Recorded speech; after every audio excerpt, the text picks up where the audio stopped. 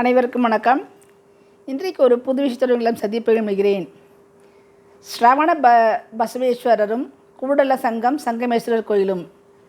சரவண பசவேஸ்வரரும் அந்த கோயிலுக்கு நாங்கள் போயிருந்தோம். குல்பர்காவிலிருந்து பிதார் செல்லும் வழியில் பசவண்ணா அவர்கள் பிறந்த கூடல சங்கம் சங்கமேஸ்வரர் கோயிலுக்கு சென்று வந்தோம். மாலையில் புத்தவிகார் குல்பர்கா கோட்டையும் மறுநாள் பிதார் குருத்வாராவும் பிதார் கோட்டையும் சென்று வந்தோம். இந்த கூடல சங்கம் கோயில் லிங்காயத் சமூகத்தினரின் புனித தல யாத்திரையிடமாக இருக்கிறது. பசவண்ணா என்பவர் 12ஆம் நூற்றாண்டில் கர்நாடகாவின் மன்னர் பிஜாலா I அவர்களின் ஆட்சியில் அளிக்கப்பட்ட புலவர் ஆதரவின் கீழ் இருந்த கன்னட புலவர், சமூக சீர்திருத்தவாதி மற்றும் துறவியாவார். பசவண்ணா கடவுள் சிவனின் தீவிர பக்தர் ஆவார். அவரது புரட்சிகரமான இயக்கம் தென்னிந்தியாவில் வீரசைவம் சங்கத்திற்கு லிங்காயத் சமூகம் அது எழுச்சி தந்தது. கூடல சங்கமா அல்லது குடல சங்கமா என்கின்ற இடத்தில் பசவண்ணா தனது குழந்தை பருவத்தை கழித்தார் மற்றும் அங்கேயே இறந்தார். எனவே லிங்காயத்துகளுக்கும் வீரசைவத்தை பின்பற்றுபவர்களுக்கும் அவ்விடம் மிகவும் முக்கியமான ஒரு புனித யாத்திரை தலங்களுள் ஒன்றாகும். மத நல்லிணக்கம் மற்றும் சமத்துவம் கூடல சங்கம சங்கமேஸ்வரா கோயில், சங்கமநாதா கோயில் மற்றும் ஐக்கிய மண்டபா, பசவண்ணாவின் சமாதி அல்லது கல்லறை ஆகியவற்றிற்கு புகழ் வாய்ந்ததாக அறியப்படுகிறது.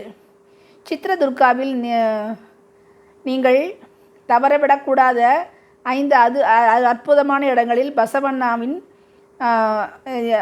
இடங்கள் இருக்கின்றன. அதில் பசவண்ணாவின் இலக்கியங்கள் மற்றும் பழமையான கர்நாடகாவின் தொல்பொருட்களின் தொகுப்பை கொண்ட ஒரு அருங்காட்சியகமும் கூட அங்கு உள்ளது.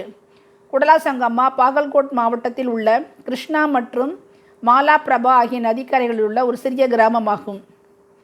கர்நாடகாவில் உள்ள மிகப்பெரிய பக்தி இயக்கத்தில் ஒரு பகுதியாக இந்த சுவாரஸ்யமான இடங்கள் இது ஒரு பகுதியாக திகழ்கிறது.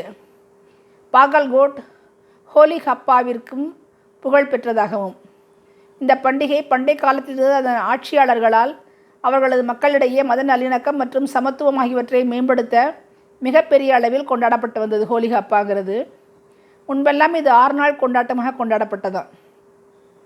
பசவண்ணா 1105ஆம் ஆண்டு பிறந்தவர். பெற்றோர் மதராசா மதராம்பிகை. பசனாஸ் எனப்படும் கவிதைகள் மூலம் சமூக புரட்சியை உருவாக்கியவர். பால் வர்க்க பேதங்களை களையச் சொன்னவர். மூட நம்பிக்கையை ஒழிக்கச் சொன்னவர். இவர் தாலி அணிவதற்கு பதிலாக லிங்கம் இஷ்டலிங்கா என்ற கழுத்தணியை அணிய இருக்கிறாராம்.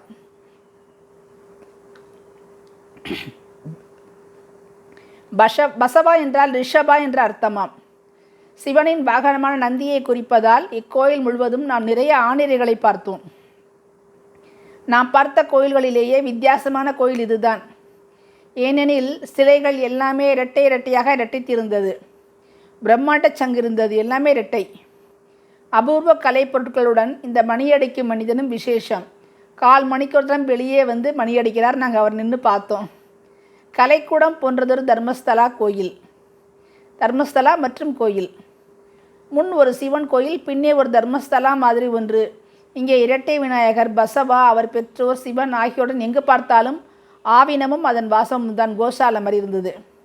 தேங்காய் உடைத்த தண்ணீர் தான் பிரசாதமாக தரப்படுகிறது. இரட்டை விநாயகர், அரங்கம் போன்ற வாயில்கள், சிவன், குழந்தை தொட்டில், இன்னும் பல படங்களை நிறைய எடுத்து அதில் இங்கே போய். கோவில்களின் இருபுறமும் அழகு யானைகள்.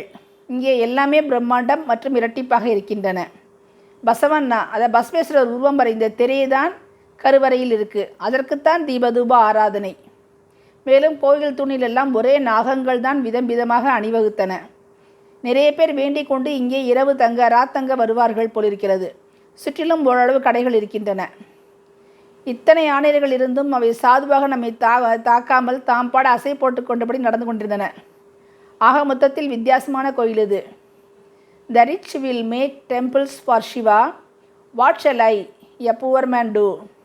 My legs are pillars, the body the shrine, the head a cupola of gold.